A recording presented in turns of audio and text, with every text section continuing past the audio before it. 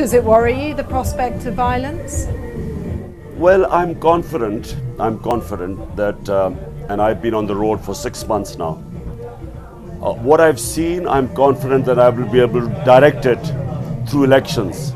I will be able to direct this through elections and bring about a change. But, the other possibility is, you would not want it to go the other way. I would not take power if I had a weak government like I had before. It was a coalition government, thin minority, always. I was not strong enough to implement rule of law. I could not bring the powerful mafias under the law because they had ways of weakening me or blackmailing me.